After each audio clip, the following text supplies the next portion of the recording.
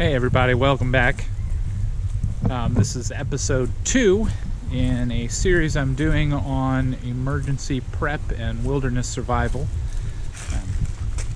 Some of these episodes, there's a lot of overlap in the two worlds. In the first episode, which you can watch by clicking here. I don't know how these things work yet. You can watch the first episode. Just as a brief review, I'm talking a lot about mindset in these first 2 episodes. So in episode 1, we talked about I gave you 2 acronyms. I'm not a huge fan of acronyms myself. There's so many acronyms that now the acronyms are starting to be harder to remember, right? But in episode 1, we talked about PMA. PMA stands for Positive Mental Attitude. It's not really a great acronym because it's just an abbreviation because I'm too lazy to say positive mental attitude over and over again. But PMA is basically will to survive. So having the mindset that, yeah, I may die, but it doesn't have to be right now, and it doesn't have to be right here. So having sort of a solution-oriented mindset rather than a possible terrible outcome mindset. Positive mental attitude, PMA. The other thing that we talked about in depth in episode 1 was the acronym STOP. And STOP is a 4-stage response to a critical situation. So when you realize, oh no, I'm in trouble, things are bad, what do I do? First, I stop, take 3 deep breaths, get my breathing under control, increase the flow of oxygen, stop the panic hormones and the adrenaline that are flooding in there that are going to cause me to ultimately make poor decisions rather than good ones. Think, what is my actual situation? What is really going on right this second? How bad is it really? What's the true situation? Not what's my emotional response to the situation. Stop, think, observe. What things do I have at my disposal? What are my assets? And what are my liabilities? What things are up against me right now? And then P, plan. What is my action going to look like to work the solution rather than focus on the problem? Stop, think, observe, plan. So we talked about positive mental attitude, and we talked about the STOP acronym.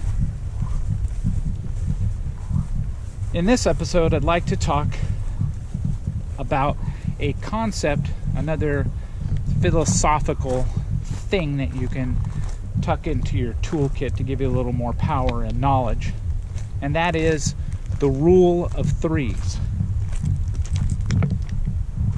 In the outdoor industry, in the emergency response industry, the rule of 3s applies to the moment at which things become critical and life-threatening. So we have 3 minutes we can go without air. Obviously, after a minute to 2 minutes, you're going to pass out. But 3 minutes, that's when things start getting mission critical for our brain and our ability to recover, to survive. 3 minutes, no air.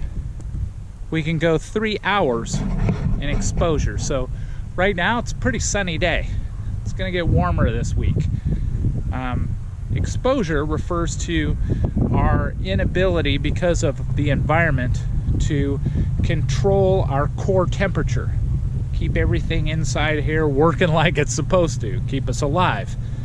So in extreme heat or extreme cold, we can last about 3 hours before being able to recover is not an option anymore. So 3 minutes no air, 3 hours exposure. 3 days, no water. 3 weeks, no food. I know, I hear you. I get hungry about 10 o'clock every morning. I want to eat something else. We're pretty fortunate, most of us, to live in a place and in a lifestyle where we have plenty to eat. We don't feel like we do all the time, but we do. If you consider history, if you consider science, a lot of people much smarter than I have done a lot of research into this very topic. You can find lots of information on exactly how much food you need to survive and what happens when you don't get enough food. But rather than trying to delve into areas that I'm not qualified to tell you about, I will tell you that from my own personal life, I went on a fast once when I was in college. Just water, nothing else, no juice, no protein shakes, just water for almost 18 days, a little over 2 weeks. And to be honest, after the first 5 days, I felt great. I felt better than I had felt in a long time. And I'm here to tell you, like, I could have easily gone another week without food, just on water, I think, and been totally fine. Now, I did that without seeking a doctor's advice. Please, for the love of all that's holy, don't do that, okay? Don't do crazy things like that without talking to your doctor first. You may have dietary restrictions or particular needs that will not be met if you do something crazy like that. So please, take these videos with a grain of salt, apply them to you as you can follow them, okay? But 3 weeks without food, it's doable. Doesn't seem doable, but it's doable. So, why is this important? What is the value added from having this rule of threes information in our pocket? Well, I know I'm preaching to the choir here, but the more knowledge you have, the more confidence you have, the more you have that will to survive, that ability to compose yourself and have the mental confidence to proceed. I know you're watching this, so you must want to learn these things, and having that knowledge is power. It's key. These sorts of tools, this rule of threes in particular, the power of it is you have a lot more time than you think you do. If you're out on a hike, let's say, and I don't know, you realize that suddenly, oh, I'm lost. I don't know how to get back to the parking lot. I don't know where I am.